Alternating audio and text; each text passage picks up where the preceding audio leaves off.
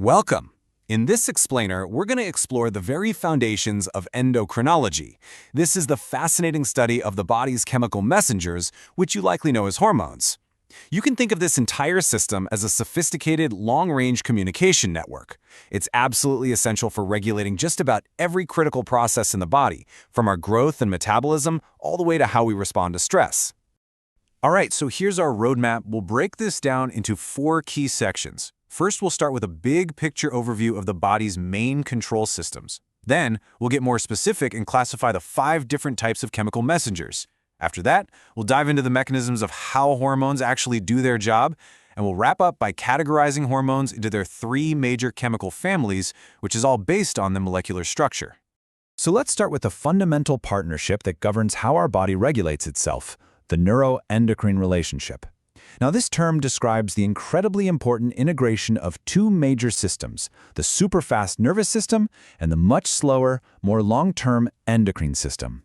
You can think of them as the primary command and control center for our entire body. So you see, we have 2 distinct systems, but they're both working towards the same goal, regulation. The nervous system is all about speed. It uses electrical impulses and chemical signals called neurotransmitters that jump across tiny gaps, or synapses. This allows for nearly instant responses, like pulling your hand away from a hot surface. The endocrine system, on the other hand, takes a different approach. It sends hormones into the bloodstream. Now, this method is slower to get going, but its effects tend to be much more widespread and last a lot longer, regulating huge processes like growth and metabolism over weeks, months, or even years.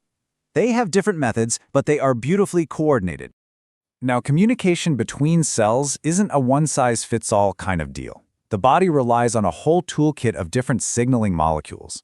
So in this section, we're going to classify the 5 main categories of these chemical messengers, and you'll see that each one is defined by its specific job and how it gets from point A to point B. First up, we have neurotransmitters. These are the molecules responsible for that rapid, short-range signaling we just talked about. A neuron releases them, and they just have to diffuse across a microscopic gap, the synaptic cleft, to act directly on the cell right next door, which might be another neuron or maybe a muscle fiber. This is the absolute bedrock of how our nervous system communicates. Now, in sharp contrast, we have endocrine hormones. These are the body's long-distance communicators. They're released by specialized glands, like the pancreas or the adrenal glands, and they go directly into the bloodstream. This allows them to travel all over the body and reach target cells that are very far away, coordinating really widespread and long-lasting responses. And then there's a really interesting third category, neuroendocrine hormones. These guys are a hybrid, combining features of both systems. Just like neurotransmitters, they're actually made inside of neurons. But here's the twist. Instead of acting on a neighboring cell, they're released into the bloodstream to travel to distant targets, just like an endocrine hormone.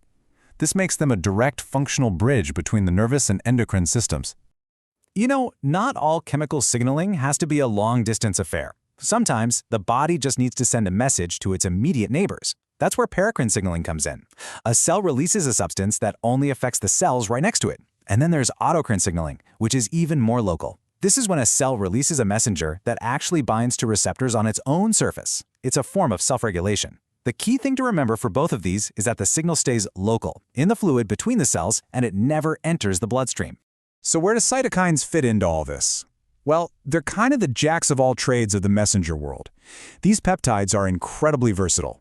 A single cytokine might act locally as an autocrine or paracrine signal, but it could also enter the bloodstream and act like an endocrine hormone. This flexibility is really powerful. Great examples include things like lymphokines, which are vital for coordinating our immune response, and adipokines, like leptin, which are released from fat tissue. Okay, so we've classified the messengers. Now, let's get into the nitty-gritty of how they actually work. In this section, we'll look at how hormones travel through the body, how they manage to find and act on only their correct targets out of trillions of cells, and what vital functions they're ultimately in charge of. The secret to how hormones find their targets is all about specificity, and it's governed by receptor binding. You can think of it like a lock and key system. A hormone is like a key that circulates all throughout the body and the bloodstream, but it can only unlock a response in cells that have the exact right lock, a specific receptor protein that's shaped to bind perfectly to that hormone. This beautiful mechanism ensures that a hormone, say insulin, only tells the right cells to take up glucose. We can also categorize hormones by how wide a net they cast. Some are generalists, like growth hormone or thyroxine. The receptors for these are found on almost every cell in the body, so they have really widespread systemic effects. But other hormones are specialists. A great example is adrenocorticotropic hormone, or ACTH. It has a very specific mission. It acts almost exclusively on the cells of the adrenal cortex, telling them to produce cortisol. That's it. And the scope of what these hormones control is just immense. We're talking about pretty much every vital function you can think of.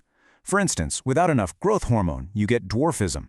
A lack of thyroid hormones can severely slow down the body's entire metabolic rate. And if you don't have insulin, your cells can't use carbohydrates for energy. So these examples really drive home the point that proper hormone function isn't just nice to have, it is absolutely essential for life. All right, for our final section, we're going to zoom in and look at the hormones themselves at a molecular level. Hormones are sorted into 3 main chemical families. And this isn't just for organizational purposes. A hormone's chemical structure is what dictates how it's made, how it's stored, and how it interacts with its target cells. The first, and by far the most common family, are the proteins and polypeptides. As the name suggests, these hormones are built from chains of amino acids. They can be quite small, some polypeptides have just 3 amino acids, or they can be large proteins with close to 200. The vast majority of hormones in your body, including well-known ones like insulin and growth hormone, fall into this category. So, making a protein hormone is a pretty involved multi-step process, almost like an assembly line. It all begins inside the cell's endoplasmic reticulum, where a large, inactive precursor molecule called a pre-prohormone is made. This then gets trimmed down into a smaller but still inactive prohormone. Next, it's shipped over to the Golgi apparatus, which is like the cell's post office. Here, it gets packaged into little bubbles called secretory vesicles, and inside those vesicles, enzymes make the final cut, creating the active hormone. These vesicles are then stored in the cell, ready to be released on command. Our second family is the steroid hormones. The key thing to know about these is that they're all synthesized from cholesterol. This gives them a unique chemical structure that makes them lipid-soluble or fat-soluble, and that property has 2 huge consequences. First, because they're fatty, they can't be stored in those watery vesicles. They're made on demand and diffuse right out of the cell. And second, that same property allows them to easily pass through the cell membranes of their target cells to act on receptors inside the cell. And that brings us to our third and final family, the amine hormones. What's cool about this group is that they are all derived from a single amino acid, tyrosine. But from that one simple starting block, the body creates 2 very different subgroups. You have the thyroid hormones, T3 and T4, which are the master regulators of our metabolism. And then you have the hormones from the adrenal medulla, the catecholamines, epinephrine and norepinephrine, which you probably know as adrenaline and noradrenaline, the key players in our fight or flight response. Now, even though both types of amine hormones come from tyrosine, they are made and stored in completely different ways. Thyroid hormones are built and stored inside the thyroid gland, but they're attached to a really big protein called thyroglobulin. The catecholamines, on the other hand, are made in the adrenal medulla and are prepackaged into vesicles, a lot like protein hormones. This allows them to be released very, very quickly when needed. So, to bring it all together, the endocrine system is really a remarkably elegant method of controlling our physiology. It uses this diverse chemical language, everything from complex proteins to cholesterol-based steroids to simple amino acid derivatives, to send incredibly specific long-range signals. And it's this molecular variety that allows for such precise and nuanced regulation of our body's most essential functions. And that leaves us with a final, really important question to think about. We've looked at the parts and the pieces of this system, but its true genius is in how dynamic it is. So, how does this intricate network of chemical messengers manage to adapt, second by second, to keep our internal environment stable, a state we call homeostasis, even when the world around us is constantly changing? That question really gets to the heart of the continuous, vital work the endocrine system is doing for us at every moment. Hello and welcome. Today, we're diving deep into the fascinating world of hormonal regulation. We're going to follow the entire life cycle of a hormone from the moment it's created and released to its journey through the body and finally to how it's cleared away. It's all about understanding how our bodies manage these incredibly powerful chemical messengers with such amazing precision. So let's kick things off with a pretty mind-boggling question. Hormones can have these huge effects on our bodies, yet they operate in quantities so small it's hard to even imagine. We're talking trillionths of a gram. How in the world does our endocrine system maintain such perfect control over everything from our metabolism to our mood? That's the big question we'll be tackling today. So, here's our game plan. We'll start with how hormones are released and what they do. Then we'll look at the clever feedback loops that keep everything in balance. After that, we'll see how they travel through our blood, how our body cleans them up, and finally, we'll wrap up by explaining what a hormone's half-life is all about. All right, let's start at the very beginning with secretion and action. You can think of this as the on switch for a hormone signal. But what's really interesting is that this switch works very differently depending on the hormone. Some are incredibly fast, while others take their time. And this really drives home just how incredibly potent these hormones are. We're talking about concentrations as low as 1 picogram per milliliter. That's 1 trillionth of a gram in a milliliter of blood. And yet, it's enough to cause massive biological changes. It just goes to show how sensitive our bodies are to these signals. Now, here's a really key idea. Not all hormones are built for speed. Some, like norepinephrine and epinephrine, your fight-or-flight hormones, are released and act within seconds for those immediate emergency situations. But then you have others like thyroxine or growth hormone that are slow and steady. Their full effects might not be seen for weeks or even months because they're designed for long-term regulation. You might think hormone release is just a steady drip, but it's not like that at all. It actually follows all these different rhythms.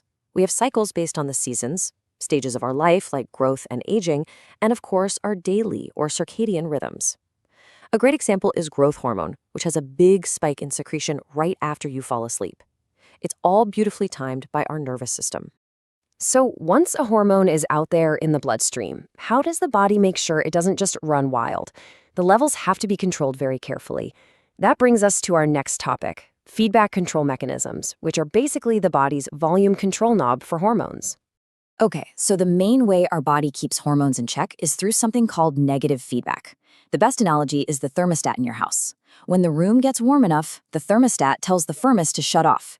It's the same idea here. Once a hormone does its job and creates a biological effect, that effect sends a signal back to the gland to stop making more. This is absolutely fundamental for keeping our body stable, a state we call homeostasis.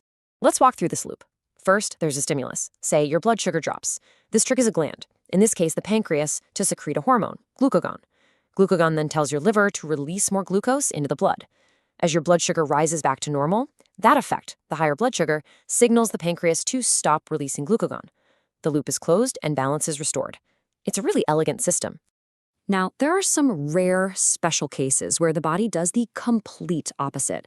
It's called positive feedback. Here, a hormone's effect actually stimulates the release of even more of that hormone. It creates this self-amplifying runaway surge.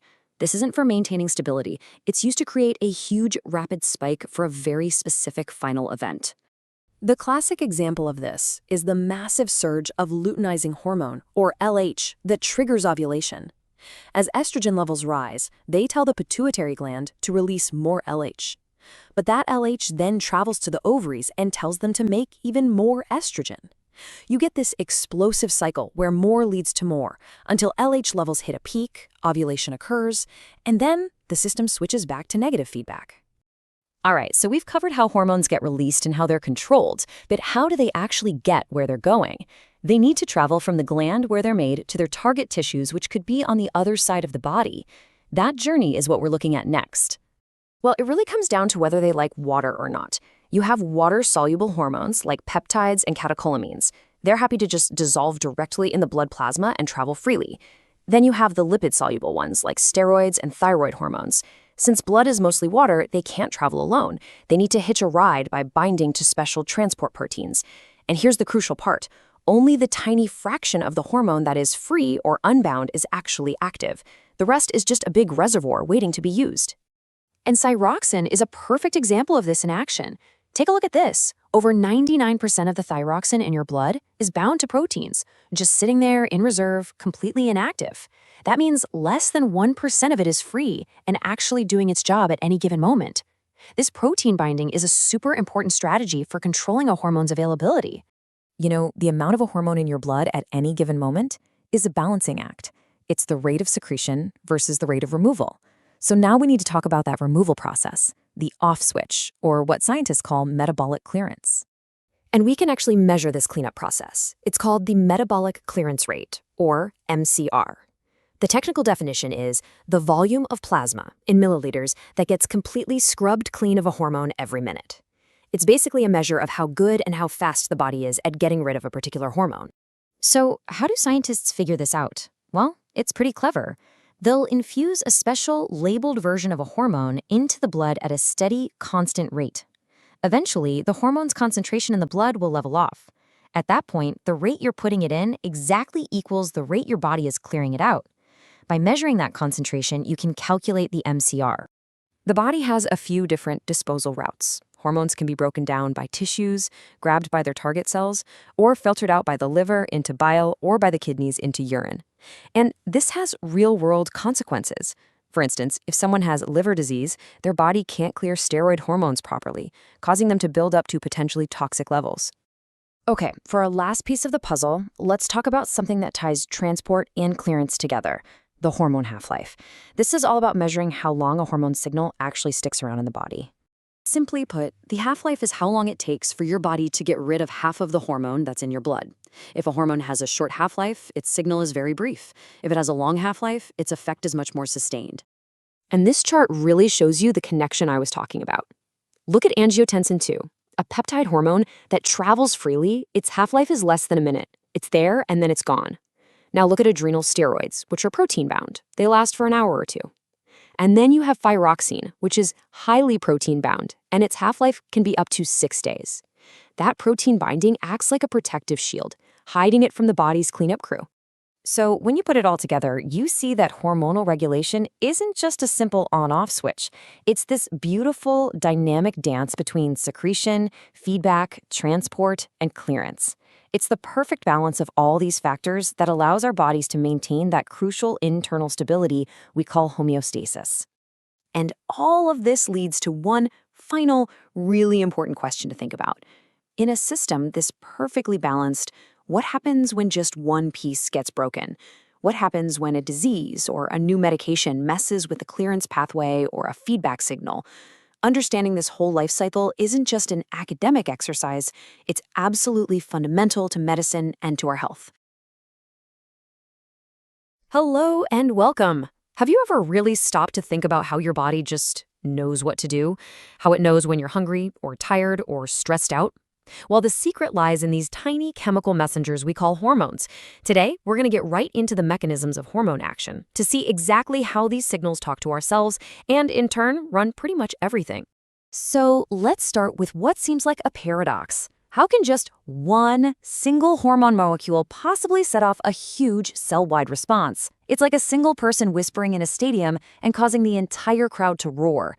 The answer is this incredible biological process called signal amplification, and we're about to break down exactly how it works.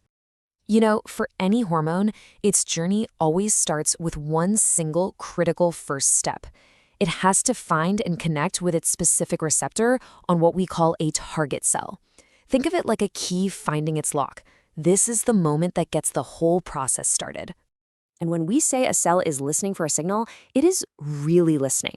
A single target cell can be covered in anywhere from 2,000 to 100,000 of these receptors. It's kind of like an antenna farm, with every single antenna tuned to pick up one specific signal. The cell is ready. And this brings us to a really crucial idea, specificity. It's like this lock and key you see here. Each receptor is designed to fit only one type of hormone. This is so important because it prevents total chaos in the body. It makes sure that a hormone like insulin only speaks to the cells that deal with blood sugar, and not, say, the cells that are supposed to be regulating your sleep. But here's the thing, not all of these receptors are in the same spot. Where you find a receptor depends entirely on the chemical nature of the hormone it's built for. And as we're about to see, that location pretty much dictates everything about how that hormone gets its message across. This table really lays it out nicely. So on the outside of the cell, right on the membrane, you've got receptors for the big, water-soluble hormones, things like proteins and peptides. These guys can't get through the cell's front door, so they have to ring the doorbell. Then, inside the cell, in the cytoplasm, you'll find receptors for steroid hormones. These are lipid-soluble, so they can just slip right through the cell membrane. And finally, some hormones, like thyroid hormones, they go straight for the main office, the nucleus, to work directly with the cell's DNA. Now, what's so fascinating is that a cell's sensitivity to a hormone isn't set in stone. The cell can actually change how well it hears the signal. You can think of it like a volume dial. The cell can literally turn its own sensitivity up or down depending on the body's needs at any given moment. And this volume control works in two main ways. On one hand, you have downregulation. This is what happens when a hormone signal is way too loud, for way too long. The cell protects itself by getting rid of some of its receptors to kind of turn down the noise. This is exactly what happens in type 2 diabetes with insulin resistance. On the other hand, you've got upregulation.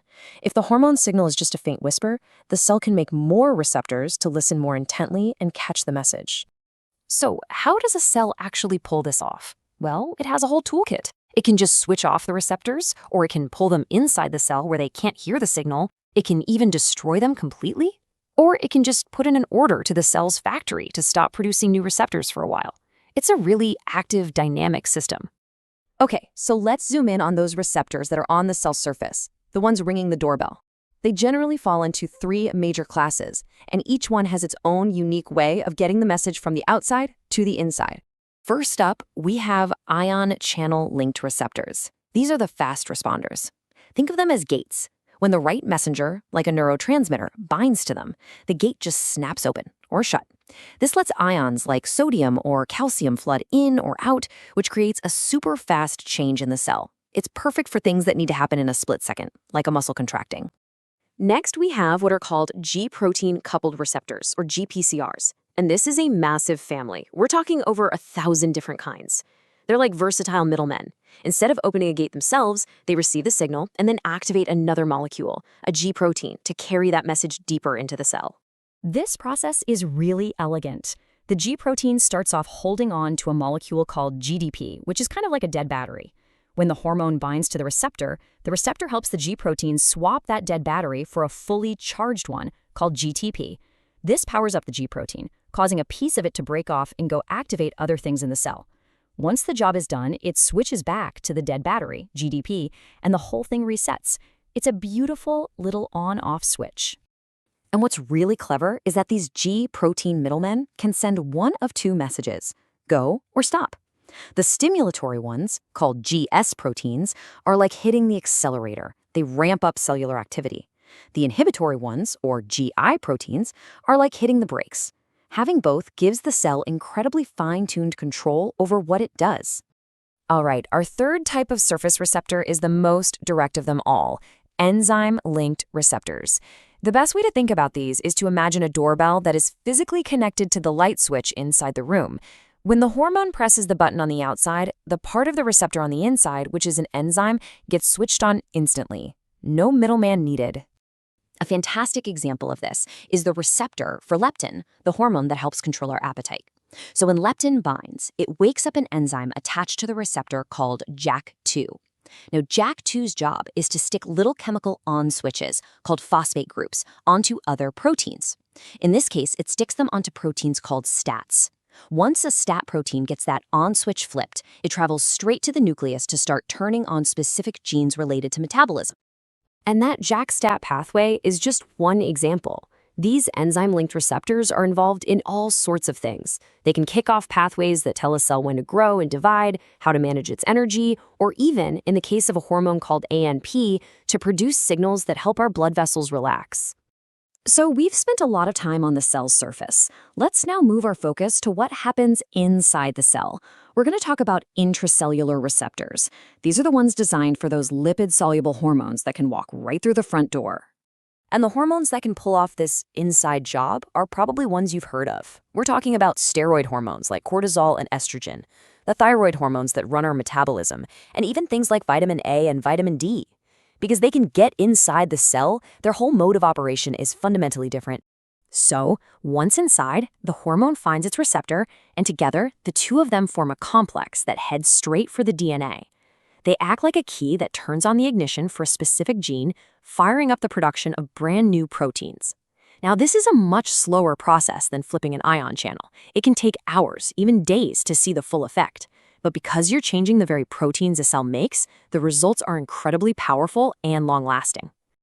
Okay, let's circle back to that big question we started with about amplification. The real heroes of this story are molecules called second messengers. The hormone itself is the first messenger. After it delivers its signal to the receptor on the surface, these second messengers take over on the inside, shouting the message throughout the entire cell. So if the hormone is the person ringing the doorbell, these second messengers are like a network of alarms and sprinklers that go off inside the building.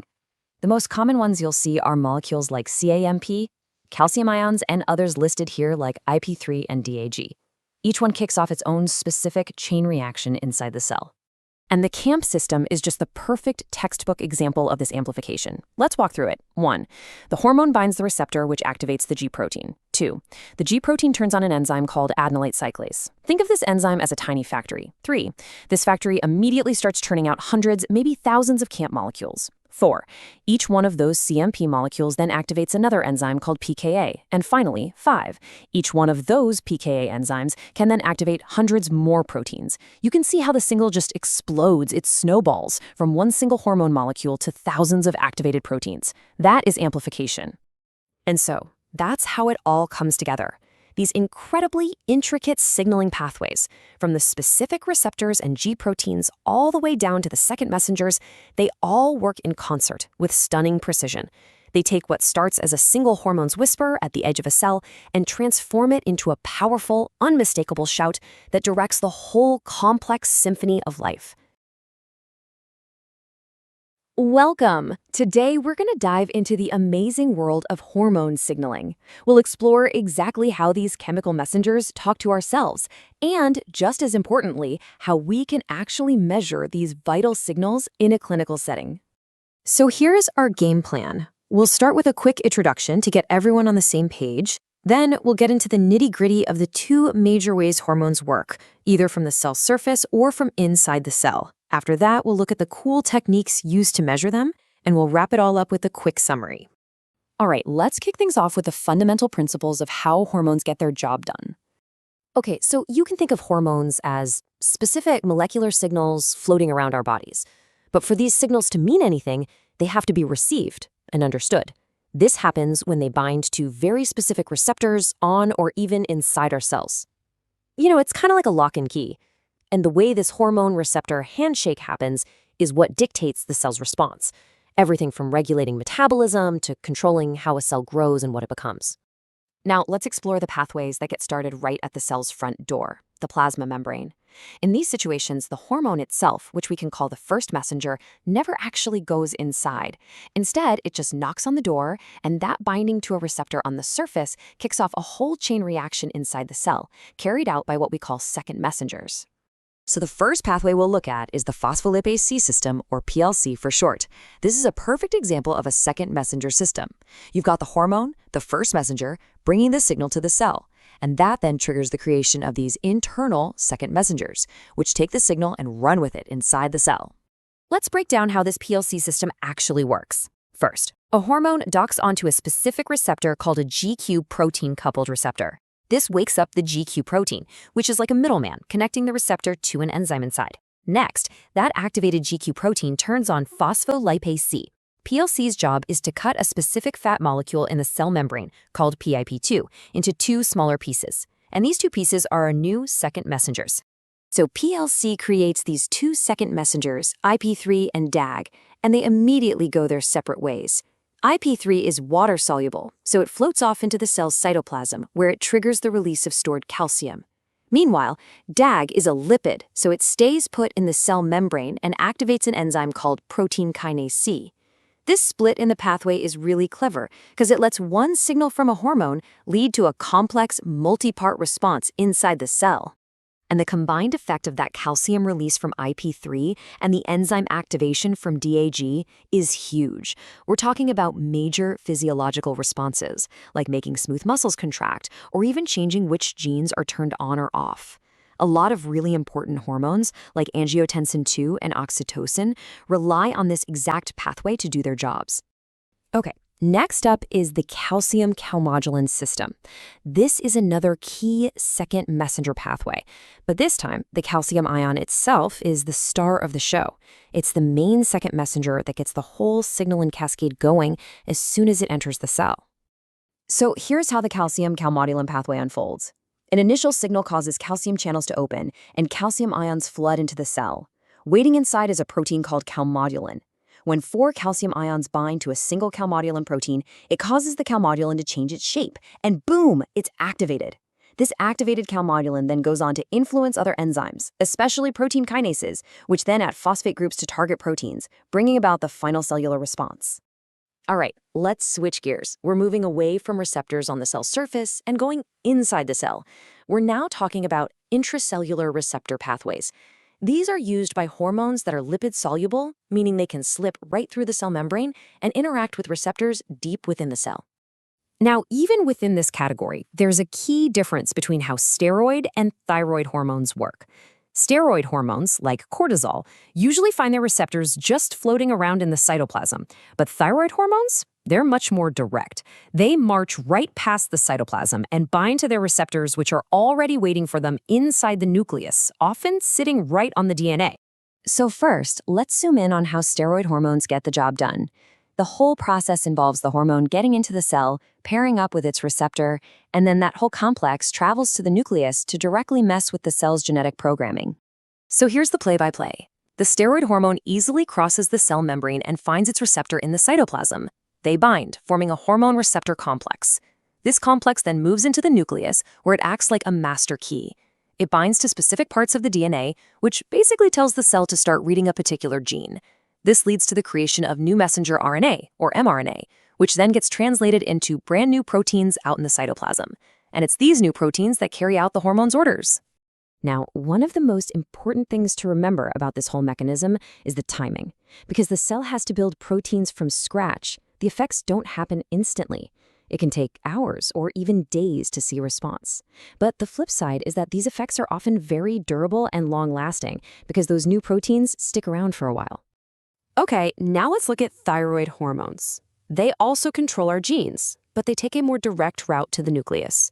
The active form, T3, diffuses right into the nucleus and binds to its receptor, which is already sitting on the DNA, ready to go. The results of this direct nuclear action are profound. Thyroid hormones are basically the master regulators of our metabolism. They ramp up our basal metabolic rate and how much oxygen we use. They're also absolutely critical for normal growth and brain development. And what's really remarkable is how long their effects last. Once that hormone is locked onto its receptor, its influence can stick around for days or sometimes even weeks. So we've seen how hormones work, which is awesome. But now we have to tackle a really practical problem. How do we actually measure them? And this is a huge challenge because hormones are present in our blood in absolutely tiny amounts. Just look at that number. The concentration of many hormones is measured in picograms per milliliter. That's 10 to the power of -12 grams. It's an amount so small that standard chemical tests in a lab are completely useless. They just can't detect it. This forced scientists to invent entirely new, super sensitive ways to find them. And 2 technologies really changed the game here. First came radioimmunoassay, or RIA. This method uses a radioactively labeled hormone to compete with the hormone in your blood sample for binding to an antibody. It was revolutionary, but it involves radioactivity, so it has its downsides. That's why RIA has mostly been replaced by ELISA. ELISA uses an enzyme attached to an antibody that produces a color change. The more color, the more hormone. It's now the gold standard because it's super sensitive, much safer, cheaper, and you can automate it easily. Okay, let's wrap this up and recap the most important concepts we've gone over. So, to summarize, we've really looked at 4 different ways hormones can act. 2 happen at the cell surface, the PLC system, which creates those 2 messengers IP3 and DAG, and the calcium calmodulin system. The other 2 happen inside the cell and directly control our genes. Steroid hormones, which find the receptors in the cytosol, and thyroid hormones, which go straight to the nucleus. And remember, these last 2 are slow to start but have very long-lasting effects. And finally, we just can't overstate how important the measurement techniques were.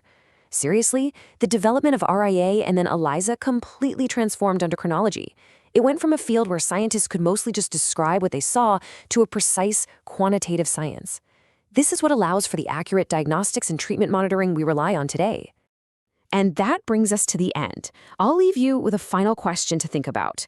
Knowing that some hormones act fast and fade quickly, while others are slow but stick around for a long time, how do you think that influences the way doctors design treatments for different endocrine disorders?